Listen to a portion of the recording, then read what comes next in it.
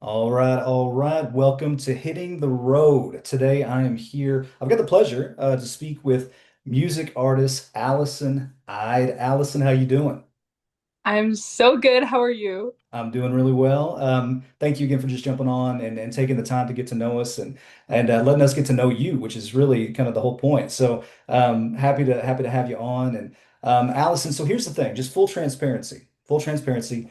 Hmm. About a week ago, I was not aware of you at all. Okay. But here you are. I mean, and I'm very like it blows my mind that in a very short amount of time you can actually get to know somebody that you did not previously know. I'm a relational person, so I'm excited about this. All right. Allison, so here's the deal. So you are a music artist, as I mentioned, right? And you've been doing music specifically. Is it specifically music in the Christian space? Has it been all your life? Like when did that start? Like how did that kind of start? How old were you? What's your background?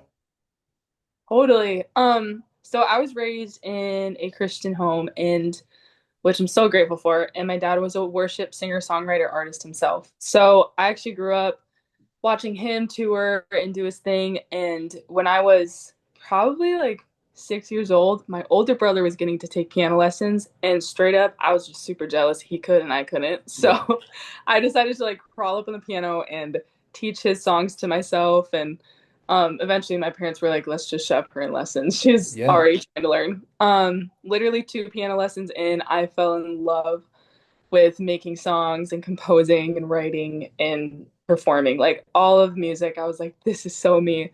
And then when I got to middle school, my dad decided to start bringing me on the road and do concerts with him, and eventually we started touring together through middle school and high school, doing like father-daughter show Mm. and creating records, and it was such a joy. Like literally all that I do with music now is just because I'm a product of what he did, and he was incredible at writing songs and leading worship, and yeah, he was just so good. So, anyways, I did that all through middle school, high school. Ended up pausing traveling to go play college basketball because that was also a dream of mine. So like music sports was the upbringing, and then wrote a lot of music in that time. That was a super pivotal time of my life. And after I graduated, ended up releasing my first single on my own. And by the grace of the Lord, it took off all over the world. And the rest is history. I mean, everything snowballed, and here we are now. So Yeah. that's the timeline of how I That's got to any of this. So. That's the timeline. Well, because I know you mentioned, when you were touring, early in life with your dad. I mean, you were probably pretty used to that, right? At some point, just because he'd done it. I mean, and there's probably a certain comfort level, probably traveling with him a little bit. I mean, were y'all playing like churches? Were y'all playing like where exactly were y'all traveling and were y'all like playing regionally? Was it like all across the country? Like what were y'all doing?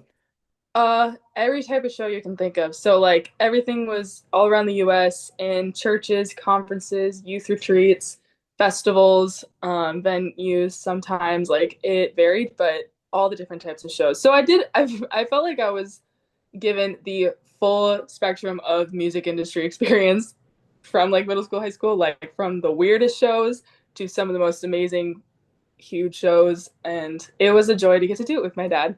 I felt like he just got to like introduce me to all of it, and I learned so much of what to do, what not to do. Yeah, he honestly just into like somewhat directly and indirectly mentored me in all different ways. And Sure. I'm grateful. I literally wouldn't have been able to walk into my own career in the way that I got to without all of that. So Yeah.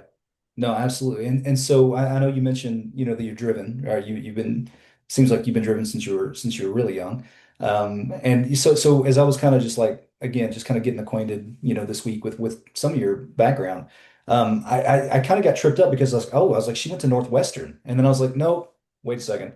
It was the University of Northwestern in St. Paul, Minnesota, which still, hey, let's go, man. I mean, like still but I was looking a little bit and I was like, oh, she legit balled. I mean, like she legit was a ball player. Like, and so like how did let me ask you like how did that because obviously was music the plan and then you were like, well, I'm gonna do the academic thing because now I could be wrong. I could be wrong, but I met and again the internet's a liar. But it may have told me that you were an academic All-American at some point. Is that accurate? Is that right? That's a good question. So I do not have the title of being an academic All-American. Okay. That would be cool. I mean, I Okay. played for the NCAA, and like the team I played for, we did really well in Right. terms of our conference and where we competed. But I wasn't like this crazy one hit wonder player at all. Like I truly was not that crazy. But I I mean, I fell in love with sports at the same time I fell in love with music. Yeah. So I was like 7 years old when I remember feeling like the Lord was calling me to do music. And then um, at the same time, I was extremely competitive. Sure. I have three brothers. I have a sister as well, and the whole family's competitive. All I wanted to do was win at everything. And Hmm. so sports was definitely an outlet, and it was kind of a place I could funnel all my like very driven, determined self. And I just loved the game of basketball. I just was obsessed with it. I wanted to play it for as long as possible. And to play in college was just like such an accomplishment in my own heart. So that's kind of how that came about. But I was homeschooled K through 12. So music and sports I actually was able to do at the same time because I had the time and space. Really grateful for that. Um, but yeah, they just were hand in hand Yeah. until today. Love that. Well, okay, so obviously ball is a big part of who you are, competitive, which is amazing.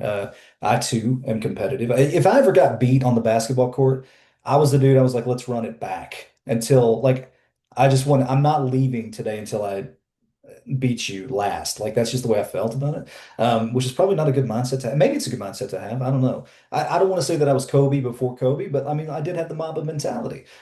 So let me No, add. fair enough. Well, let me ask you this. So, like, do you follow the WNBA at all?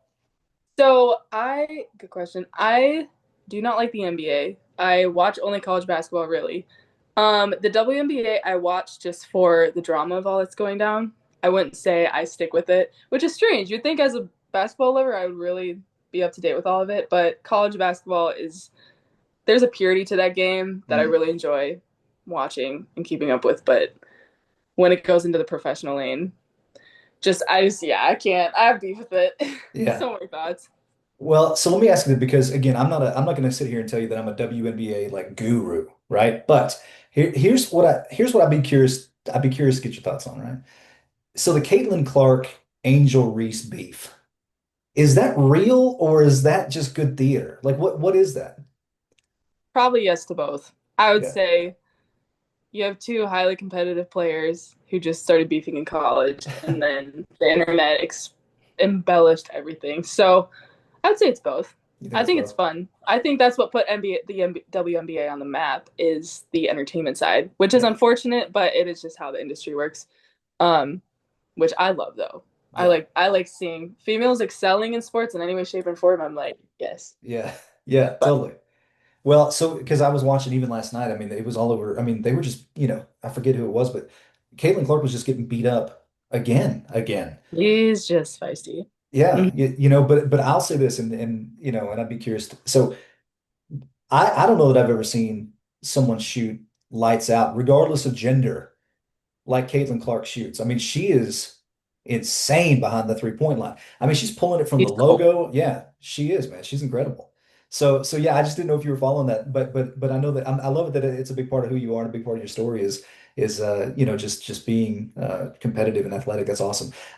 How do you feel like? Let me ask you this because it's I was actually the other day, I was on somebody's website and I forget who it was, but it was like so and so, would have gone pro as a quarterback if they hadn't blown out their knee, and so they pivoted to music. I wish I had a nickel for like every time I hear a story like that where it's like this guy was so like for instance, like country artist Sam Hunt, right? He was a starting quarterback in college, and there was talk, I think maybe of him going to the Redskins and all this kind of, but then he pivoted to music, and all this kind of stuff. Let me ask you this. Did the basketball and like your competitive nature there, did it really when you decided to pivot into music full on, like after college, did that influence the way that you approach your art and approach even maybe the industry and the business and like how does all that kind of come together, tie together? Totally. I fully feel like the athlete in me is the reason I could have built a career. Mostly because there was just an ability, I think, to like be driven and be consistent and do the harder things, which is totally not like not trying to like pump myself up in any way because there are days I cannot do it anymore. But I would say, um, honestly, without sports, that like very hyper driven person in me needed a funnel and being able to build a career and do something different. Like Christian music is mainstream in one way, and I just had this vision for it going another way. And so trailblazing is like a lot of work, but I feel Sure. like I learned a lot of good things as an athlete that have helped sustain me now.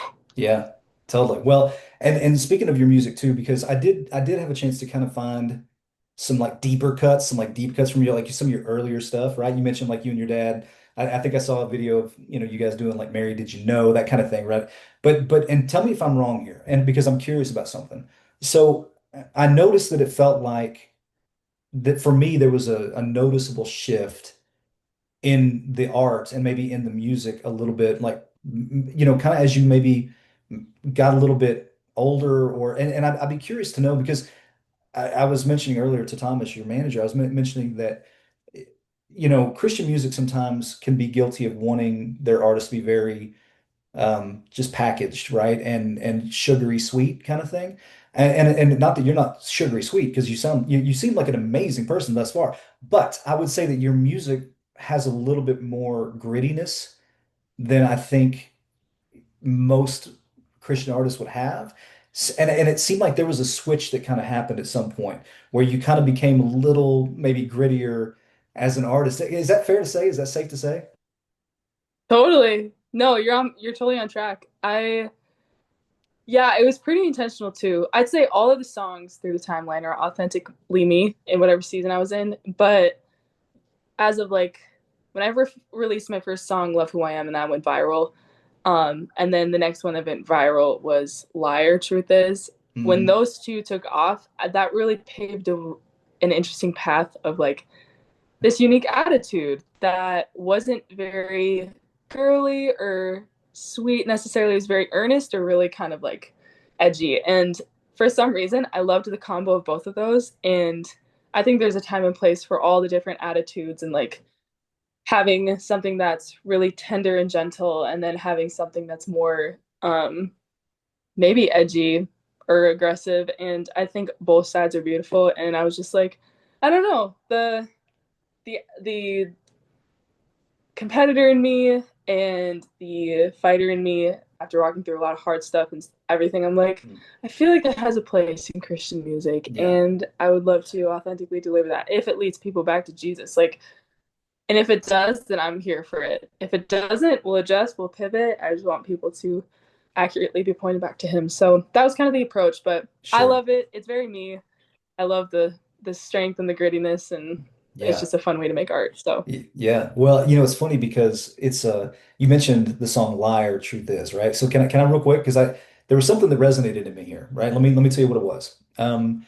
For anybody that hasn't heard this, this is not like a vocal forward. Like this is you've got bars, man. That's the first thing I realized was like, oh man, like Allison's got bars. Like that's number one. I didn't know it either. Well, you know what I'm saying? Like you're in the pocket. I mean, like you're in it, man. And so that was the first thing I noticed. But the second thing that I noticed is it reminded me of some text in John chapter 8.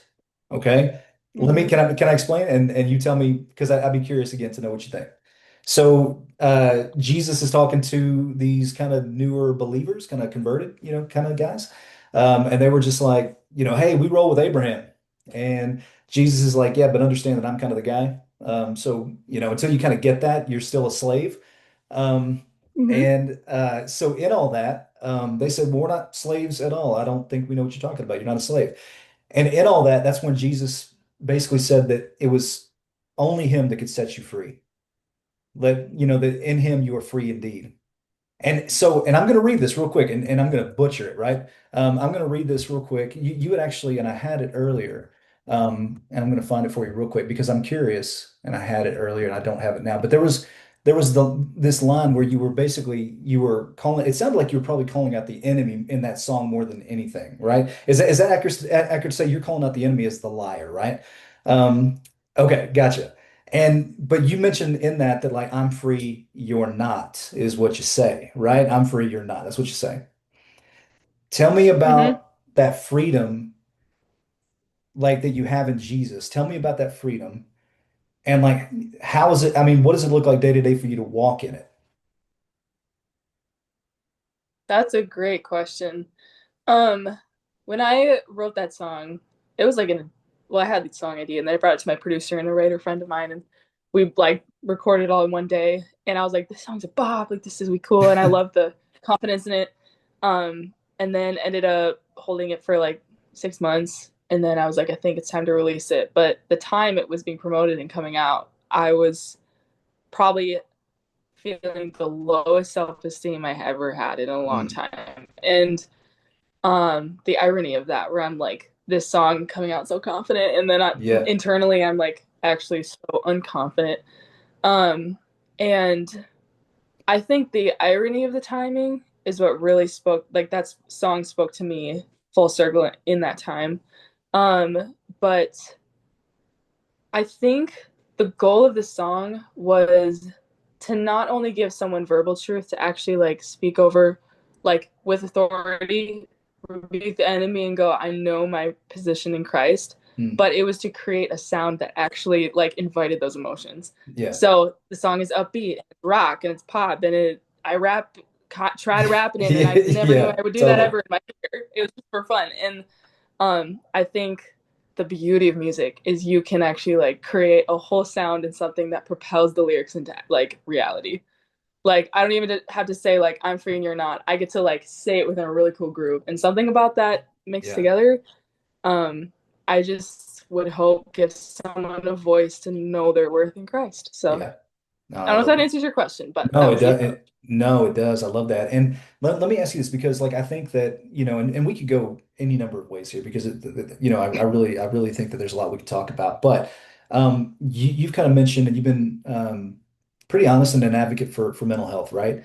And so, and you mentioned that you were kind of in a low spot there with your self-esteem, whenever you release this song and everything. And I can appreciate that vulnerability for sure. I guess my curiosity is like, when you're dealing like were you going through with this with the with the self-esteem or whatever it was like I think for me I don't know about you but I think for me like those things can really trip you up when it comes to trying to walk as a free person, right?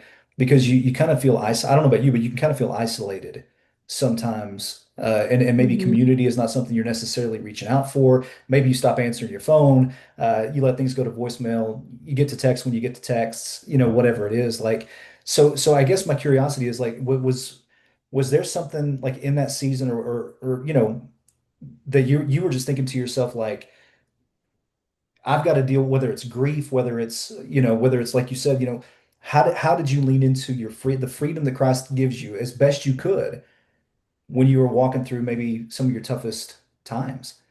Totally. It's funny because I felt that there are a few moments in my life where I felt like there was breakthrough, but it doesn't feel like I had this overnight shift in any way. I don't even know if I'm wired to have that or if that's even always what the Lord has in store. But just like there is this consistent, the Lord always returning to who He is Mm. and pulling me through. I remember in college, this is just one moment that came to mind, but my when I was in 21, I was 21, I was in college, struggling a lot with an anxiety disorder and eating disorder. It was really rough. And um, I was diagnosed with obsessive compulsive disorder, Okay. which I had been struggling with since I was 10 and didn't know it, which is just a very oddball anxiety disorder. And your brain just feels like your enemy. And there's like these horrible, intrusive thoughts that are like a pinball machine. And you create these rituals outside yourself to cope with them. When I learned about it, it made my whole life make sense. But I remember like really wrestling with the Lord, being like, why don't you just fix my mind? Like, why don't Yeah. you just chip this problem away? I would probably serve you better, Lord. I'd probably make more impact for your kingdom. Like this is a hindrance to even bringing glory to you. Why don't you fix me? And um, I remember the Lord asking me to look at 2 Corinthians 12:8 through 10, which talks about Paul and the thorn in the flesh. And he says, the Lord's strength is made perfect in my weakness. And I was researching more about OCD, and psychologists had learned that people who struggle with OCD often are uber creative or uber intellectual. And I remember thinking about that. I'm like, Lord, what does this mean?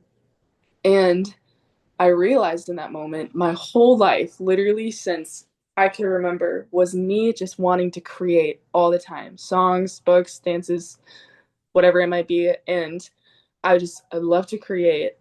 And I remember the Lord saying, when you try to fix, like to me, He's like, when you try to fix your mind, it turns into this OCD and this struggle. But He's like, if you allow me to hold your mind, I will use it and turn it into creativity because I take what the enemy meant for evil and actually like transform it into something good.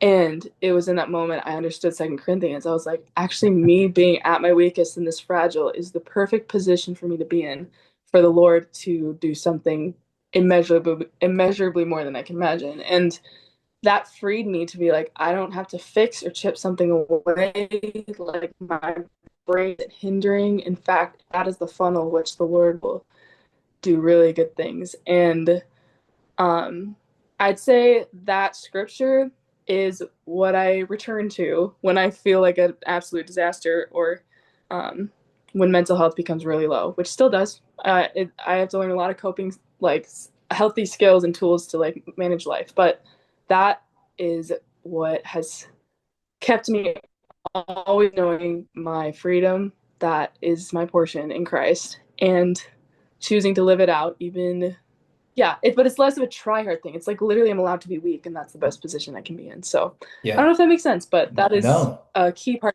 of how I keep going in life. No, that's beautiful. You know, so I would say probably 3 or 4 years ago.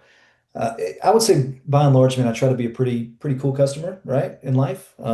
Probably faking it quite a bit if I had, if I'm being honest. But there was this time, exactly right. There was this time about 3 or 4 years ago, and it was the funniest thing. I was helping to make Thanksgiving dinner, and then I got a call that one of my family members was really sick.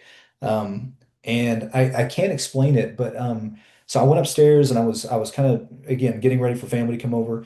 And for the first time, and it's the only time it's happened since, I mean, I started having a legit anxiety attack. Just at the thought of Mm, it was my brother, but at the time, just thinking, what if something happens to him? What if like, and I had this rush. It was something I'd never felt before.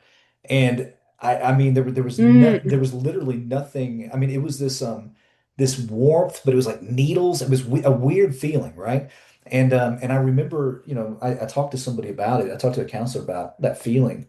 And she told me that, and again, maybe you've heard this too, but she basically just said that anxiety was, it was this thing that, we can't control our circumstances. And so, sometimes we have these triggers in us, right? When we can't control the outcome of our circumstance or whatever it is. And it just kind of drives us into that panic or that anxiety or whatever. And so when you feel that, it's like this check engine light coming on, just saying, hey man, you get something's happening here. And I just remember I haven't had that since, and I thank the Lord for that, that I haven't had that anxiety again. But I do know that there are people, I do know now that there are people that really deal with that on a regular basis, just that anxiety and it created an mm. empathy, in me. But there are times I can feel it creeping up, and I'm just like, man, it's about to get real. It's about to like I'm about to Hulk out here. But like no, I appreciate your thoughts on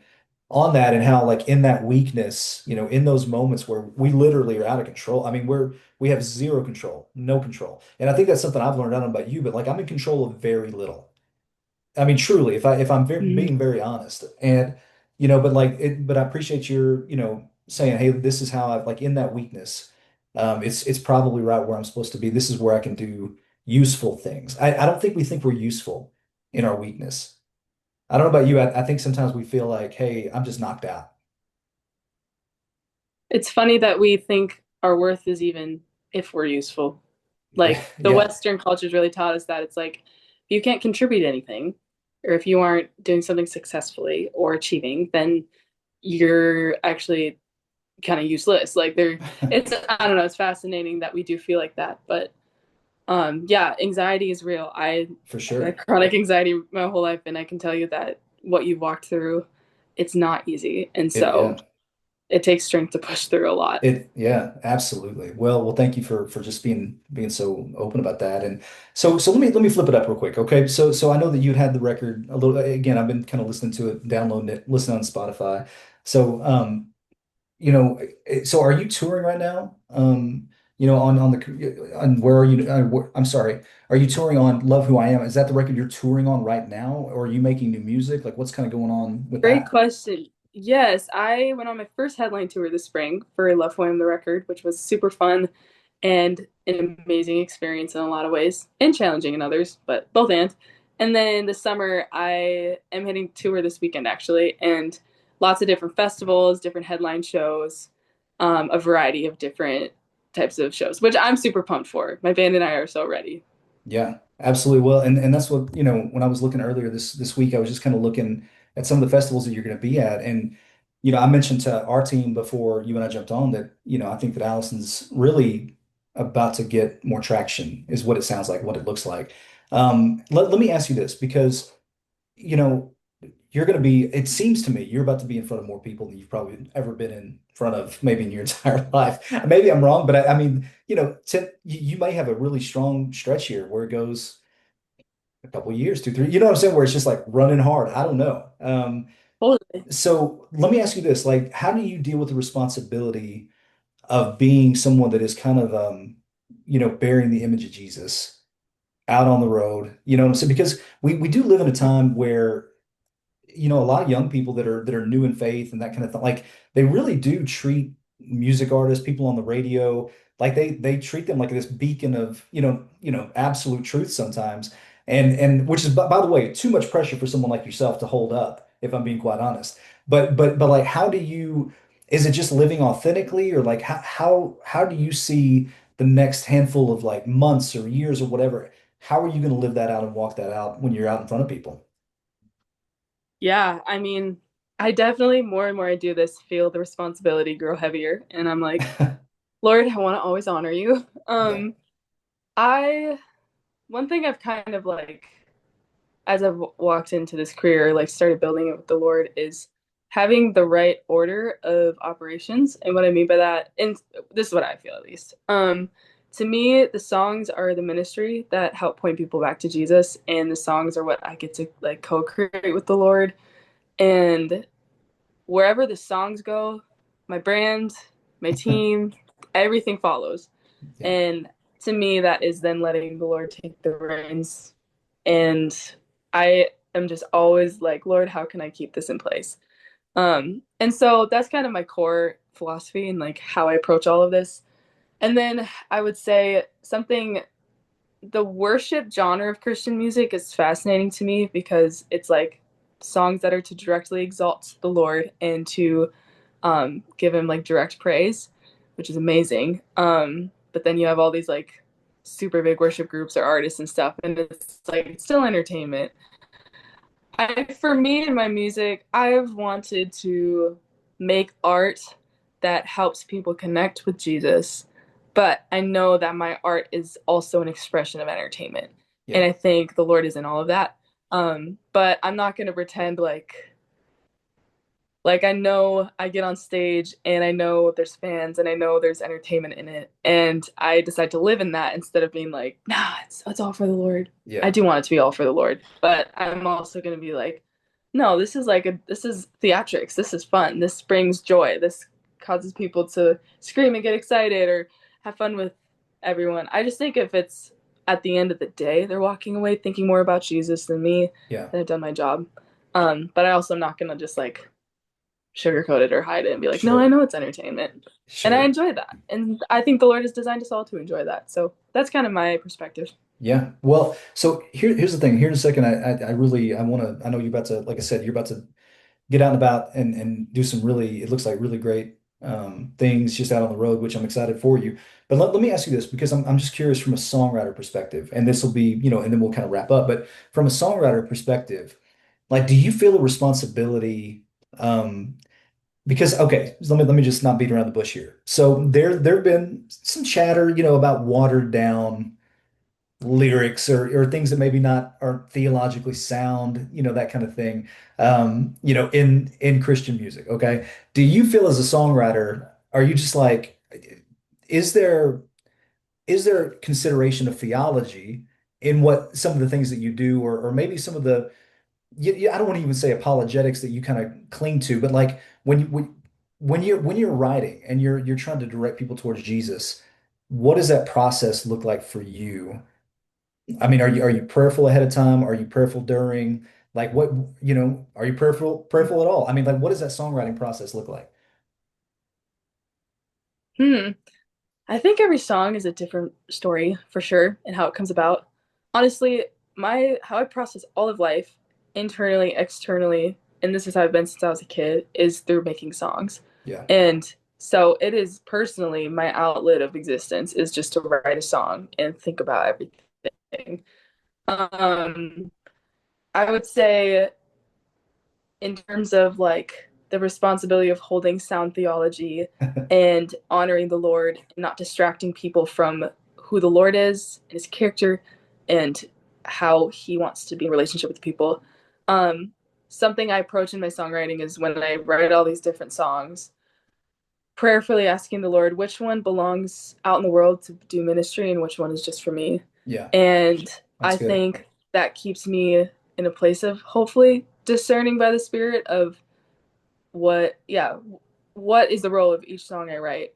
Yeah. And so, but I used to be really perfectionist about that and be like, is this in the will of God? Is this not? Like, I don't want to, I'm going to Yeah. mess this up. And now I'm way more in a place of like, I'd rather be practicing the act of making decisions. Yeah. And the Lord has gifted me the role of making a choice and trusting that if he doesn't want something out in the world, he'll close the door. If he wants it out in the world, he'll make a way. So it's it's an imperfect human way to do it, but Sure. I trust I will not deter what the Lord does, and He will convict me when the time comes. Yeah. Well, you're not going to mess it up. I can tell you that. I can tell you that you're not going to mess it up. He's going to do what he's going Lord to uses do. all things for good. He does. He does.